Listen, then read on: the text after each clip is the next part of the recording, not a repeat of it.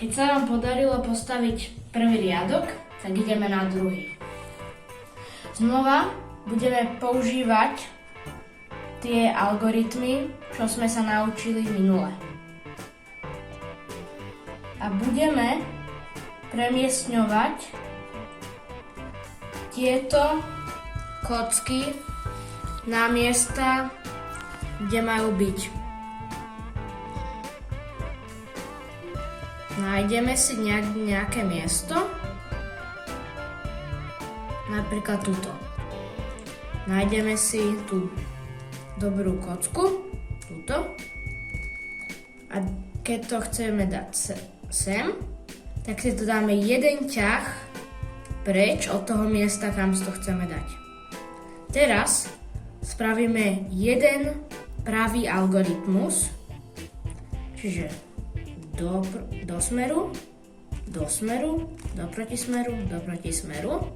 Teraz sa vám vybrala jedna kocka a teraz ju tam dáte naspäť tým spôsobom, aký sme sa naučili. Čiže dáme si to na pravú stranu a spravíme ľavý algoritmus. Čiže do protismeru, do smeru a do smeru.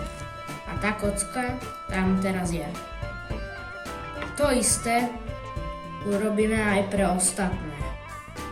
Keď neviete nájsť nejaké iné, aké by ste tam dali na to miesto, tak sa pozrite na to miesto medzi tými bodkami. Napríklad túto, stačí to iba otočiť. A teraz urobíte to, že tam dáte nejakú inú, čo tam nemá byť, aby ste túto vybrali. Takže táto je dobrá napríklad. Spravíme tentokrát ľavý algoritmus, čiže do protismeru, do smeru a teraz to dáme doľava a pravý algoritmus. Do smeru, do protismeru.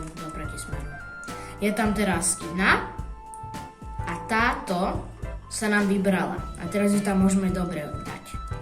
Čiže znova ľavý algoritmus a pravý algoritmus. A je tam. A toto isté urobíme pre ostatné. Čiže toto dáme sem, ľavý algoritmus, pravý algoritmus, vybralo sa to, dáme to takto, ľavý algoritmus, pravý algoritmus, je to tam.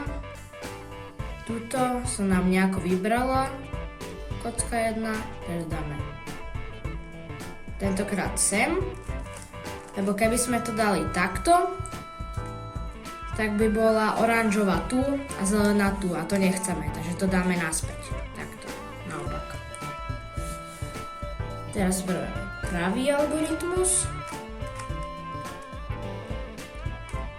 a ľavý algoritmus. A máte celý druhý riadok.